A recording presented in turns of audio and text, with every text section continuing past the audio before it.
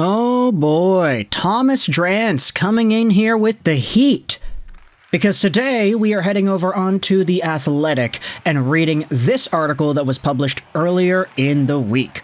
It was initially posted on April 7th, but had been updated earlier this morning. Thomas Drance goes out there and talks about Vancouver Canucks trade targets. And could we see an offer sheet? This is his Athletic Mailbag, Part 1. Now, of course, this will be linked in the description. If you have The Athletic, you can read this article yourself. It's all available to you there. But if you don't have The Athletic, we're not going to read this article. We're going to screenshot another piece on hockeylatest.com by Daniel Lucent that goes out there and talks about one of the names that Drance writes about. I'll leave a link in the description of this article as well because it is not behind a paywall. NHL analyst urges the Vancouver Canucks to trade for a two-time Stanley Cup champion. So, who is it? NHL analyst Thomas Drance of The Athletic is urging Patrik Allvin to get in on Steven Stamkos and potentially bring him to Vancouver. Now, I will say the language that this second article uses isn't necessarily representative of the language in the first article. The Athletic article published by Drance just goes out there and goes over a bunch of different names in a trade-for scenario. Steven Stamkos is indeed written about as one of Drance's top 3 quote-unquote trade-for centers that the team would target if they keep Elias Pettersson. So an addition, another guy to be a top 6 center, assuming Filipino is not necessarily going to be too useful. Steven Stamkos is indeed written about here. As per Thomas Drance of The Athletic, Stamkos would be an option in the middle for the Canucks. He is still a lethal shooter and would bring quality leadership to a team that could use it. Also written about in both of these articles is the fact that Steven Stamkos has been with Rick Tocchet before. Tocchet already coached Stamkos back in Tampa Bay in 2009-2010. This piece here on Hockey Latest says that the Canucks head coach has already experience with Stamkos, having coached him in Tampa Bay's 09-10 season when Stamkos scored 50 goals. That experience could be used if Vancouver makes a push for the veteran forward. With Brock Boeser potentially leaving through free agency, the Canucks require additional scoring depth, especially on the power play, an aspect of the game where Stamkos is still elite. His veteran presence and offensive skill would bring weight to Vancouver's top 6. Given that, 2 primary hurdles stand in the way. Stamkos has a no-movement clause and carries an $8 million AAV cap charge. So, let's dive into the idea of Steven Stamkos, shall we? The article on The Athletic, Thomas Drance even writes about how, hey, it's a risky contract, because, of course, the dollar amount is pretty high, but then again, it's like, would Stamkos even be interested in playing in Vancouver? He's got a full no move. Would he want to play in Canada? However, he is still a guy who has some lethal offensive talent, despite the fact that he is going through a pretty rough go with the Nashville Predators. Ultimately, everybody in Nashville seems to be having a rough time, considering where the team was last year and where they took themselves this year. It's just kind of funny to me how it's like, hey, the biggest problem for Nashville last year in the playoffs against Vancouver was that they couldn't score any goals. Elite defensively, Vancouver had a really difficult time trying to break through Nashville and score goals, but Nashville wasn't scoring much either, so it was kind of close the entire way. They needed scoring, so they added Marchessault and they added Stamkos, 2 guys that can help them with scoring.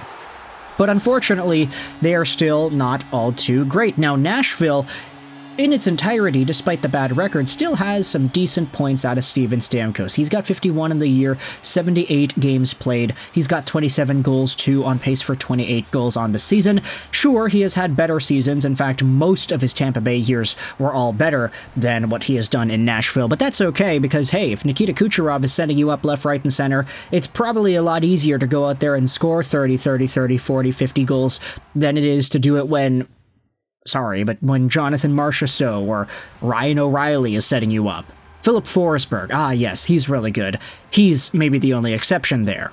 But still, though, I mean, Nikita Kucherov has 40 more points than Forsberg this year. Anyways, let's dive back into the Stamkos and Vancouver thing, because obviously $8 million a year is a lot of money.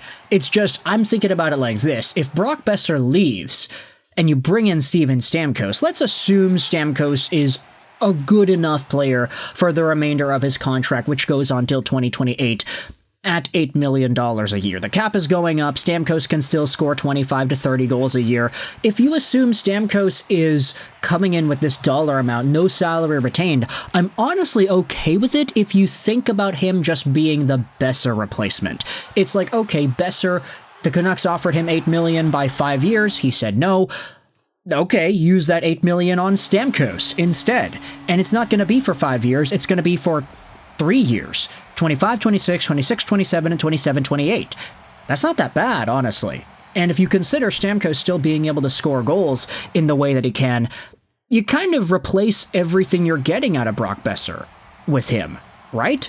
Plus, Stamkos can play down the middle, and there is a little bit more flexibility there. He's a better one-timer option, that's for sure, than Brock Boeser is. They create offense in such different ways, but Steven Stamkos could add that lethal one-timer after the Vancouver Canucks lost it with Elias Pettersson.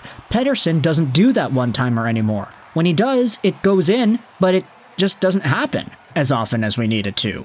JT Miller could also pound it on that side there, but he's not really on the team anymore. Brock Boeser has lost that one-timer option. Honestly, I feel like aside from maybe 1 or 2 goals he had scored in his rookie year, Brock Boeser doesn't really exhibit the one-timer as much as you could expect out of an Ovi or a Stamkos or a Patrick Laine-like guy. Stamkos is just a better goal scorer, a better shot than Brock is at this point.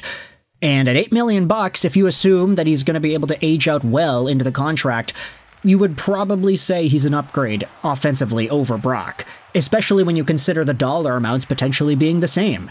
It's just, do you trust Stamkos at 35, 36, 37 years old to be that impact guy? Honestly, I'm kind of leaning towards, yeah. I'm thinking about it like this. Yeah, NHL players age out, NHL players stop being effective, but Steven Stamkos is not a freaking regular old NHL player.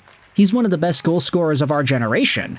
And we are seeing with a lot of these guys, the Crosbys, the Ovies, that even if you're old, you can still be extraordinarily effective. There are only certain guys who have attached themselves to that upper echelon of NHL point production and goal scoring that have been able to age properly, and Steven Stamkos, I feel, is one of them.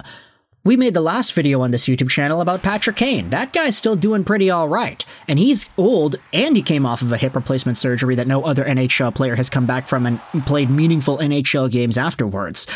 My point is, older guys are usually a red flag, but if they are just absolute studs, if we are talking about the best NHL players of the 2010s, these guys have a much better range of aging into their older years, bearing any injuries and bearing any other significant things that happen to them. Like Nick Backstrom isn't there anymore because he's kind of hurt. Carey Price, same thing.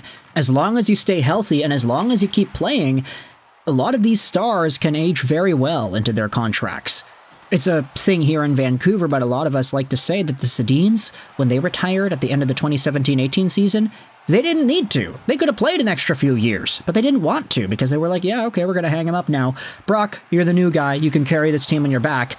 And then they got Pettersson the next year and then Hughes at the end of that season. So the next generation of Canucks hockey started and went really quickly. But if Steven Stamkos can be some sort of a meaningful part of this stage of Vancouver's hockey lifespan, then I'm honestly interested. The question is, though, what is the trade price? And whether or not Stamkos would waive to come to Vancouver. Is that actually an option here?